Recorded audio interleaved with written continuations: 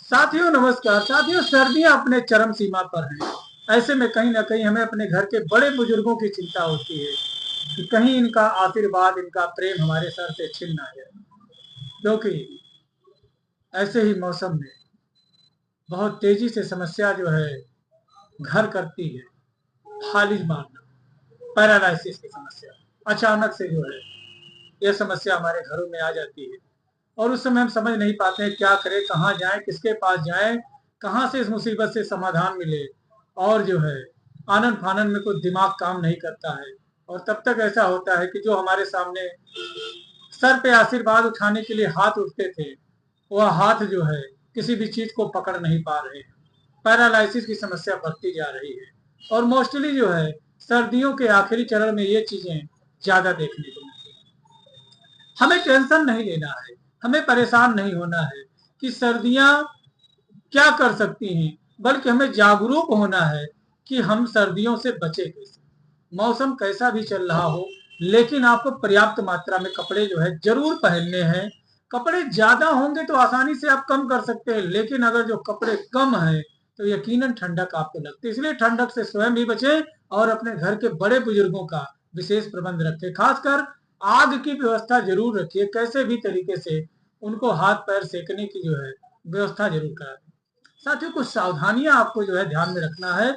अगर इन सावधानियों को ध्यान में रखते हैं तो उम्मीद करते हैं बड़े से बड़े मुसीबत से बचा जा सकता है।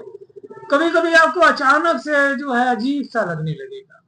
आप रोज जो है 8 बजे 9 बजे सो के उठते हैं और उस दिन रात में 3:30 बजे ही नींद खुल जाएगी, 4 बजे खुल जाएगी और बड़ी बेचैनी सी छाने लगेगी। सडन एंड वायलेंट, बड़ी बेचैनी छा रही है। बड़ी जो है शरीर में उलझन महसूस होगा, लगेगा शरीर पूरा गंदा हो गया है, नहा लेना चाहिए, बहुत दिन हो गया नहाए हुए, या मन करेगा तुरंत जा करके नहा ले। यहाँ पे आपको एक अलार्मिंग सिम्टम्स मिल रहा है, आपको रुकना है। आखिर क्यों रोज नहीं जो है, जो इंसान उठ रहा था 8 बजे से पहले, आज 4 बजे शरीर क्यों नहाने के लिए प्रेरित करती है। यहाँ पे हॉट एंड कोल्ड रिएक्शन होने के चांसेस बहुत ज्यादा है। और आपने बहुत सारे केस देखे होंगे कि अचानक से बाथरूम में जो है बहुत जल्दी नहाने के लिए गए, वहां पे फालिज का अटैक पड़ गया। अब इससे डरना नहीं है, इससे बचना कैसे है, उबर कैसे जाना है, कैसे मुसीबत को जो है मात देनी है, कैसे मुसीबत को चकमा देना है, ये जरूर सीखना है। तो हमें क्या करना है, अगर जो आपको लग रहा है कि बड़ी उलझन हो रही, बड़ी बेचैनी हो रही, तुरंत नहा लेना चाहिए, तो उस दिन नहावे नहीं करें। अब दूसरी चीज क्या है कि अचानक से आपको लगे कि बहुत तेजी से सर में दर्द, माथा जो है भन्ना जा रहा है, खोपड़ी फट रही, लग रहा है ब्लड का सर्कुलेशन रुक रहा है, या सीने में अचानक से दर्द होने लगा, आंखों में धुंधलापन अचानक से आने लगा, या अचानक से बोली बंद हो जा रही, अचानक से जुबान ऐठ जा रहा, अचानक से हाथ पैर कांपने लग रहे हैं, एक हाथ एक पैर या दोनों हाथ दोनों पैर काम करना बंद कर रहे हैं, तो क्या करें। ऐसे में सबसे बड़ी दिक्कत ये आती है कि अगर जो घर में कोई बड़ा बुजुर्ग नहीं है या कोई डिसीजन लेने वाला नहीं है, तो 90 से 95% लोग डर करके आगे नहीं आते हैं कि कहीं कोई बात बनेगी बिगड़ेगी तो उसका जिम्मेदार मुझे ठहराया जाएगा और जिंदगी भर लोग हमको कोसे। ऐसा ना सोचे। अगर जो हर कोई ऐसा सोचेगा तो ये जो इंसान जो मुसीबत झेल रहा है, समस्या में आ गया है, इसके जिंदगी को कैसे बचाया जाए। आप तुरंत ऐसे अवस्था में अपने नजदीकी किसी सरकारी अस्पताल में मरीज को पहुंचा दें, रोग विशेषज्ञ चिकित्सक के परामर्श के अनुसार उनकी दवा करें। आपका मरीज ठीक हो जाएगा, उसकी जान बच जाएगी। यदि आपको पालिज का अटैक पड़ गया है और बरसों से आप दवा कर रहे हैं, कोई आराम नहीं मिल रहा है, या अचानक से ऐसी दिक्कत अगर जो जब उठती है, तो कभी कभी ऐसा होता है कि घर पे जो है कोई साधन नहीं, मोटरसाइकिल तक नहीं है, साइकिल तक नहीं है।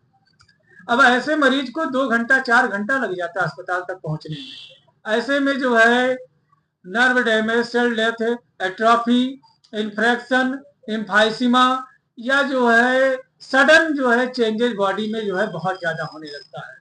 तो ऐसे में साथियों, अगर जो देखा जाए तो इंसान अपने घर में मच्छर से बचने के लिए जो है मच्छर मारने वाला जो है रॉकेट रखता है, मच्छरदानी रखता है, स्वयं को बचाने के लिए चीजें रखता है, हिंसक जानवरों से स्वयं को बचाने के लिए डंडा रखता है। तो क्यों ना कुछ दवाइयों को खरीद करके रख लें कि जब भी कोई ऐसी समस्या आए तो कम से कम आप सुरक्षित घर से अस्पताल तक जो है पहुंचाया जा सके और आपका कोई भी नुकसान ना होने पाए। तो जी हाँ दोस्तों, पहला परामर्श, जब भी ऐसी दिक्कत आए तो मरीज को तुरंत जो है सरकारी अस्पताल में पहुंचाएं। यदि आप वर्षों से जो है फालिज का दवा कर रहे हैं, कोई आराम नहीं मिल रहा है और आपने अपनी बीमारी को समय और भगवान के भरोसे छोड़ दिया है, तो ऐसे में कुछ दवाइयां हैं जो कि लिए बड़ा ही मददगार साबित हो सकती हैं। मेरे द्वारा बताई गई दवाइयां सिर्फ जानकारी और अध्ययन मात्र हेतु है, ज्ञान अर्जन मात्र हेतु है। इनका प्रयोग अपने नजदीकी किसी रजिस्टर्ड होम्योपैथिक चिकित्सक के परामर्श एवं दिशा निर्देश में करें। तो पहली दवा है एकोनाइट। जी हाँ दोस्तों, इसमें देखने को मिलता है एकोनाइट में turmoil in circulation, turmoil in circulation, जबकि बेलाडोना में देखने को मिलता है टर्मोइल इन ब्रेन और कैमोमिला में देखने को मिलता है chamomilla causes turmoil in tempera. जबकि देखा जाए तो नेक्स्ट ट्रायोस रेमडी में जो रेस्टलेस रेमडी है, आर्सेनिक रस्टक के बाद में जो है एकोनाइट एक नंबर पे आता है। ग्रेट थ्रस्ट जो है देखने को मिलेगा, अनकॉन्शियबल थ्रस्ट, मरीज कहेगा पानी पिलाओ पानी पिलाओ पानी पिलाओ, सांस फूल रहा है, सीने में दिक्कत हो रही है, जलन उबन या जो है बेचैनी महसूस हो रहा है, बहुत ज्यादा पानी पीने का डिमांड करता है, ये इसके लक्षण है। इसमें जो है टेंशन आपको देखने को मिलेगा और जो है मरीज की जितनी भी दिक्कतें हैं सडन एंड वायलेंट होंगी और घड़ी के सुइयों की तरीके से बीमारी नाचती रहेगी, पीरियोडिसिटी भी देखने को मिल जाता है। तो ऐसे में साथियों, आप जो है एकोनाइट को अपने पास में रखें। यह हर तरीके की अचानक से होने वाली दिक्कत, वो चाहे अचानक से सर दर्द हो, अचानक से माइग्रेन हो, अचानक से आंखों में दर्द हो, अचानक से कोई भी तरीके का any and every stage of acute disease में जबरदस्त काम करता है। दूसरी दवा हमने आपको बताई belladonna, belladonna causes turmoil in brain और एकोनाइट काजेज टर्मोइल इन सर्कुलेशन। ये दो दवाइयां आपको बड़े से बड़े मुसीबत से उबारने के लिए सक्षम है, पर्याप्त है। सेकंड मेडिसिन आती है साथियों आर्निका मॉन्टाना। यह एक ऐसी दवा है जो कि आपके रक्त के संचार को मेंटेन करती है और आपको बड़े से बड़े होने वाली बीमारियों से गंभीरता से बचाती है। तीसरी दवा है साथियों जेलसीमियम। यह एक ऐसी दवा है जो कि आपको पैरालिसिस के अटैक से बचाने में जो है काफी मददगार है। तो आशा करते हैं वीडियो आपको अच्छा लगा होगा। अगर जो इन दवाइयों की कीमत के बारे में बात करें तो 200-250-300 रुपए की दवा है, खरीद करके रख लीजिए, सालों साल नहीं खराब होती है। और अब तो जो है अगर जो आप ध्यान दें तो मिनिमम 5 साल होता है एक्सपायरी डेट इसका जो है।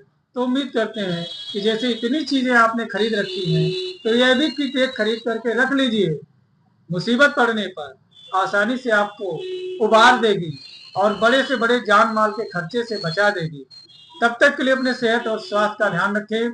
जिनके घर में बुजुर्ग हैं, माता पिता हैं, वह अपने आप को परम सौभाग्यशाली और धनवान समझें। जय हिंद, जय भारत, जय होमियोपैथी।